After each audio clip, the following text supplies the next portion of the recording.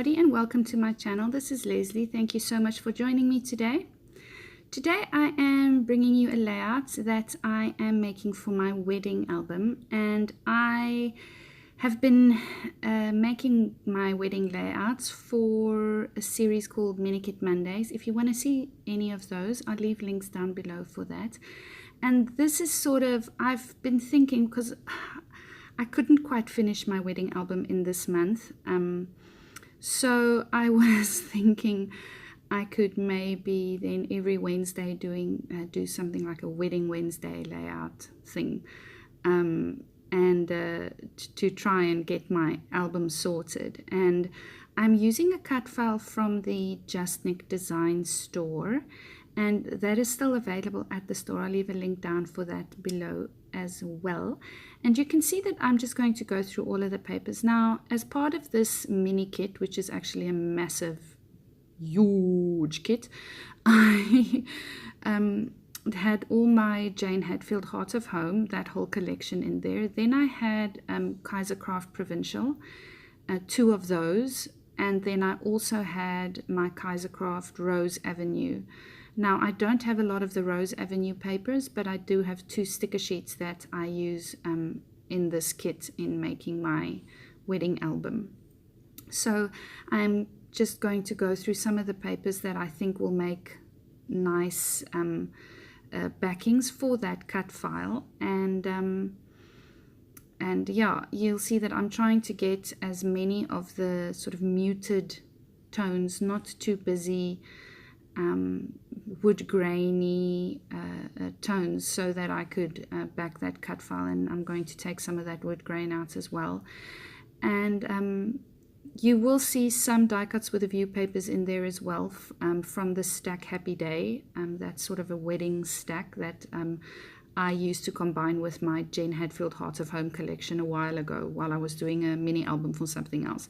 So there's quite a few collections in this mini kit that I put together for my wedding album. And there's going to be a lot left. I know I still have to scrap a lot of photos.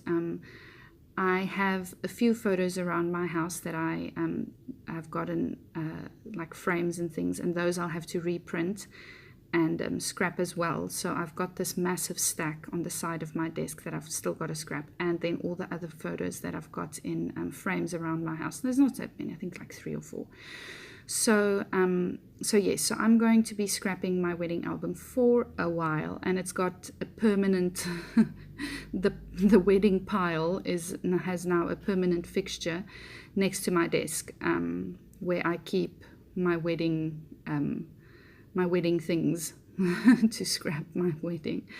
And it's funny because for years and years, I mean, we've been married for 12 years now. This year it'll be 12 years, and I've never sort of given myself the permission to scrap my wedding. I've always thought that, no, I just want the photos by themselves, and in a white album with white pages, and these massive photos. And then I thought I'd make like a photo book where you get the pages printed with a leather, that's leather bound, very nice. In South Africa, when I had my photography business, I did a couple of those books for some couples. And you know what? That's not me.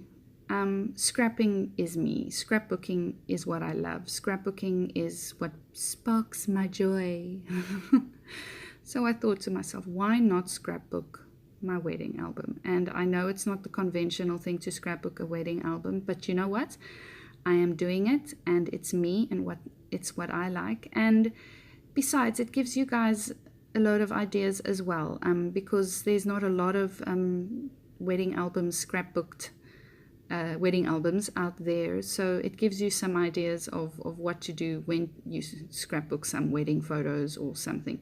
Now, the thing is with this is I do stick to my specific kit that I put together. I've got some colors that I stick to, and mostly it's shades of and tones of green that I stick to. I've got very muted tones. I've got some browns, wood grains, lace patterns, very earthy tones that I stick to. So I know Maury Clark She's awesome. She's also on YouTube. I'll leave a link down below to her YouTube channel as well. She scrapbooked her daughter's wedding, and she used a lot of different collections. She didn't use one collection to scrapbook all the photos. So she used different collections, and I'll leave a link down for her below if you want some suggestions on how to scrapbook a wedding in a different way than what I am doing it. So here, the photo. Now, let me talk a little bit about the photo. So I got married before I got married. So this happened 3 weeks before the big wedding, and we went to a botanical gardens and stood under a gazebo, and we said our I do's. And it was very informal. You see, I'm wearing jeans. My husband's wearing jeans. Everybody's very informal. The kids are in their shorts, and you know, my brother-in-law and sister-in-law's kids are in their shorts, and they were really small. I can't believe that they were so small at this stage. Now they're all grown up and big. But yes, so it was a very informal affair. We had a picnic, and it was lovely, really. So we celebrate that day when we celebrate our wedding anniversary, and that is just a photo. My brother-in-law set his camera on a timer, and we all stood there and smiled for the camera, and it took a wonderful family photo of us, and I really cherish this photo. I really cherish the photo very much so. So what that little strip says at the bottom that I put there, it says, moments by moments we create our life's adventures, or our life adventures. Yes, moments by moments we create our life adventures, and that is so true. And it is just the perfect little sentiment to stick underneath my photo there. Now I'm going to be sticking some others as well, and those just come from the provincial sticker sheet from Kaisercraft, and that one says families are forever. And then the next little sticker I'm going to say is just thankful, because I am so thankful to have my husband in my life and his family, and it is just, yes. So I'm going to be using some what's that stuff, man? Tissue paper. I almost said crepe paper. I'm going to be using some tissue paper. I sounded like a total South African when I said that. What's that, man? So total South African, total Safa. So yeah, so I'm going to be sticking, I think there's 4 layers or something behind the photo, and I wanted them to be kind of rough, but then I realized if they are jagged edged and very loosely placed underneath a photo, then they're going to overlap on the sayings that I placed at the bottom. So I'm just going to be cutting them, and you know, to just make a little frame around the photo. And besides, the cut file is so geometric and so uniform that anything less or anything that is less uniform or formal in that sense, I don't know if you get what I'm saying. It's not squiggly or doodly. It's very angular, yes. So I needed the backing of my photos to echo that. I couldn't have anything more organic behind my photos, because the cut file doesn't have very organic shapes to it. It's very angular and very regimented. So I did cut out some more of those leaves from one of the Jen Hadfield Heart of Home tree pages. Now I've cut out one of the tree pages already. The entire tree is cut out, and I'm halfway through the other page of the tree. Now, if you're familiar with this Heart of Home collection, there's 2 pages in the 12 by 12 paper pad that are trees, and I suppose they are supposed to symbolize sort of the family tree or something like that. But I really didn't know what to do with those pages, so I just started fussy cutting them, and they make the most amazing embellishment. Look, you have to love fussy cutting to fussy cut all of those little leaves. They are tiny, and the little branches are tiny. So look, there you go. That's the paper I'm talking about. So I am just going to be cutting off another little branch, and I'm wiggling my way through all of the leaves there so that I can fussy cut that branch out.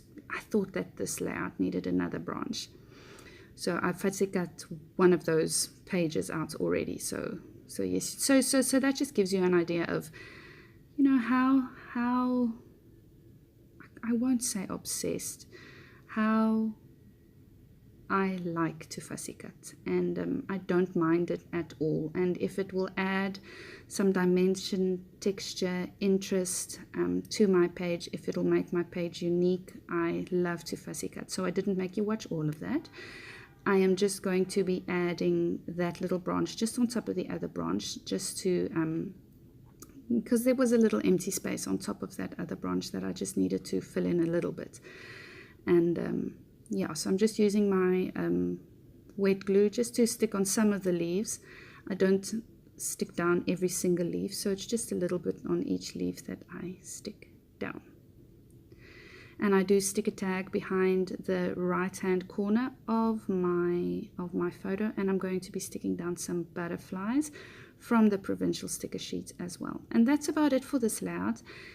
If you are new to my channel, please consider subscribing. I'd love to have you here, and I love to read your comments. I read every single comment, and more often than not I will leave a like or a love to your comment, and I will also answer the comments if you guys have any questions on anything that I'm using, or any techniques that I'm using, or any suggestions. And I really like hearing from you guys. It's you know, it's amazing how my channel has grown, and it's all because of you guys. And I love the fact that I can share my little bit of scrapbooking with you, and something that I really don't think is, you know,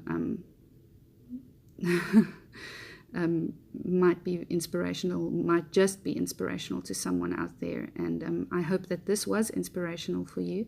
It is a bit different. It's got a lot more muted tones and a lot of greens. I know some people really struggle to work with green, so I hope this gives you an idea of how to use green in a layout, and you know, how to get that done. So I'm going to be adding my little border there, and that is it for this layout. If you like what you see, please like and subscribe, and I'll see you again very soon. Goodbye.